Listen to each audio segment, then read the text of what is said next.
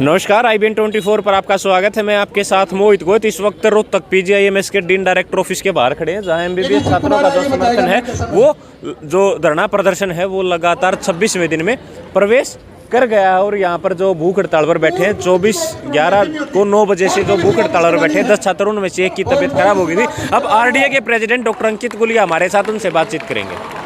जिस तरह से RDA हड़ताल प्रति सुबह ही एक्सीडेंट का मैसेज मिला, उसके बाद आपने इलाज क्या कहना चाहिए? देखो, सबसे पहले मैं ये कहूँगा कि सुबह हमें ये बहुत ही दुखद घटना समाचार प्राप्त हुआ कि 30 बच्चों की जो कॉलेज की बस थी, वो जुलाना में एक्सीडेंट हो गई। तो सबसे पहले उनके लिए हमारे लिए संवेदना है। हमें जैसे ही सूचना मिली तो हमने तुरंत अपनी जो है इमरजेंसी टीम ट्रॉमा सेंटर की वो एक्टिवेट कर दी कि ये जो है, आप जो बच्चे ट्रॉमा सेंटर में आए हैं उनके इलाज में कमी नहीं रहनी चाहिए, जिसको कि हमने खुद कोऑर्डिनेट किया और ट्रॉमा सेंटर का जायज़ा लिया कि डॉक्टर इलाज की वजह से उनको कुछ नहीं होना चाहिए। सरकार के खिलाफ गतिरोध है वो हमारा चलता रहेगा, लेकिन हमारा गतिरोध जनता के साथ नहीं है। हम जनता की जो सेवा है, इमरजेंसी सर्विसेज में अगर ऐसी ज़रूरतें पड़ती रहेंगी तो हम बिल्कुल देते रहेंगे। और जो वहाँ हमारे बच्चे वहाँ ट्रॉमा सेंटर में हैं, उनकी हम भगवान से प्रार्थना करते हैं कि वो जल्द से जल्द ठीक हों।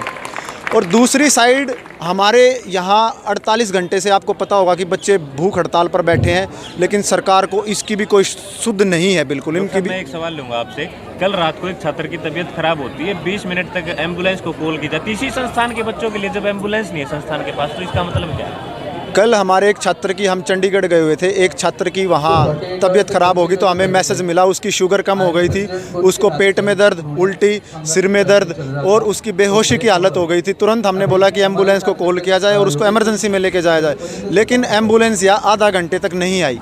तो ना हमारे यहाँ कुछ पास जो भूख हड़ताल पर बैठे हैं उनके लिए कोई बैकअप नहीं दिया गया है, ना कोई सुविधाएं दी गई है। छात्र अपने लेवल पे यहाँ काम कर रहे हैं। जब संस्थान के बच्चों के लिए आधा घंटा तक एम्बुलेंस नहीं आ रही, तो प्रशासन कहीं ना कहीं सतर्क नहीं है। देखो, प्रशासन जो है, सरकार भी सो रही है, सरकार सो रही है तो प्रशासन भी सो रहा है, और इसको जगाने का हम काम बिल्कुल कर रहे हैं। और ये आने वाली पीढ़ियों की लड़ाई है। जैसा कि मैं आपको बता दूं, कल हमारी चंडीगढ़ में मीटिंग हुई थी, तो वहाँ से एक क्लियर संदेश था कि जो है, हमने इस संस्थान की जो है वो फ़ीस बढ़ा देनी हो, कि उनका इनडायरेक्ट मैसेज था कि हमने जो है संस्थान की फ़ीस बढ़ा देनी है। तो मैं जनता से पूछना चाहूँगा कि क्या गरीब का बच्चा यहाँ पढ़ पाएगा? क्या एक आम जनता का बच्चा डॉक्टर बन पाएगा?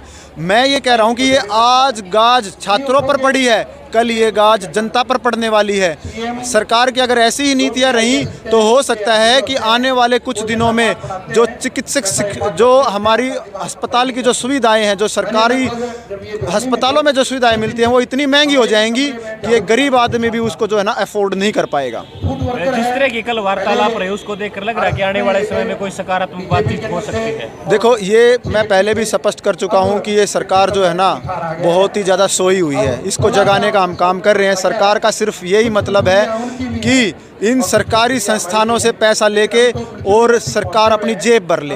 लेकिन ये संस्कार, मैं कहना चाहूँगा सरकार को, ये सरकारी जो संस्थान है ना, ये जनता के हैं, और सरकार जो है वो जनता ने बना के वहाँ बिठा रखी है। लेकिन सरकार ये सोच रही है कि सब हम हैं। तो मैं उनको संदेश देना चाहूँगा, सरकारी संस्थान जनता के हैं और सरकार जो है वो जनता से है। तो जनता को जो है परेशान करने की कोशिश ना करे।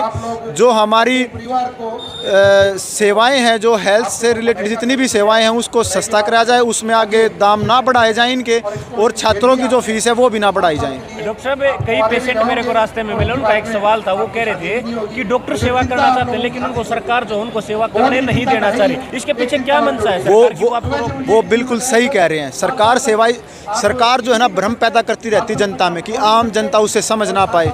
ये समाज को बांटते हैं और समाज को बांट के और उससे फिर ये अपनी सरकार चलाते हैं। लेकिन जनता अब इस चीज़ में समझ चुकी है, क्योंकि जनता को हम देखते हैं, सरकार नहीं देखती।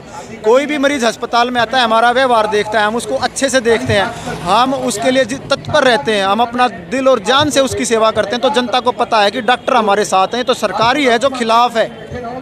अच्छा, 48 घंटे का आपने अल्टीमेटम दिया था इमरजेंसी सेवाएं और ट्रामा सेंटर को, सेवाएं जो वापस लेने का, आज वो पूरा हो गया क्या? सेवाएं वापस देखो, ले जाएंगे? एमरजेंसी सेवाएं बंद हैं, लेकिन जैसे आज पता चला कि कैजुअल्टी आ गई है, तो उसके लिए हम आज भी तत्पर हैं और हमें संवेदना है, और आगे भी अगर कुछ ऐसी इमरजेंसी होती तो उसके लिए हम तत्पर हैं, क्योंकि हम नहीं चाहते कि उस सर्विसेज, एमरजेंसी सर्विसेज में ऐसी कुछ बाधाएं हो। तो हमारी बिल्कुल फोर्स तैयार है ऐसी सिचुएशंस को हैंडल करने के लिए, हमारी पूरी संवेदना है, और परमात्मा से हम यही प्रार्थना करेंगे जितने भी बच्चे इस चीज़ में घायल हों जल्द से जल्द रिकवर करें और हम उनका अच्छे से अच्छा इलाज करें। इसके अलावा सभी सेवाएं आपने वापस ले ली हैं? इसके अलावा जो सेवाएं हैं वो वापस हैं, लेकिन हमें मजबूर किया गया। जैसे आपको भी पता है, पहले 1 घंटे का हमने पेन डाउन रखा, फिर 2 घंटे का रखा, फिर 3 घंटे का रखा, फिर 4 घंटे का रखा। जब सरकार ने सुनने के लिए ही तैयार नहीं थी, तब मजबूरी में कदम उठाया गया। और मैं आपका ध्यान दिलाना चाहूँगा कि पिछले 26 दिनों से धरना चल रहा है, लेकिन हड़ताल तो 2 दिन से चल रही है। ये मजबूरी में, क्योंकि 24 दिन हमने सरकार को जगाने का काम किया कि जाग जाओ जाग जाओ जाग जाओ, लेकिन वो जगे नहीं, मजबूरी में कदम उठाना पड़ा है। डॉक्टर साहब, एक सवाल इस चीज़ से हटके है मेरा, जब किसी नेता मंत्री का धरना प्रदर्शन होता है तो वहाँ आपकी ड्यूटी भी लगाई जाती है, एम्बुलेंस लेके कि कोई अनहोनी ना हो, डॉक्टरों की टीम वहाँ अवेलेबल रहती है। डॉक्टरों का धरना चल रहा है, यहाँ प्रशासन सोया हुआ क्यों है? इसके पीछे क्या मंशा है? इसके पीछे मंशा ये है, मैं बता देता हूँ।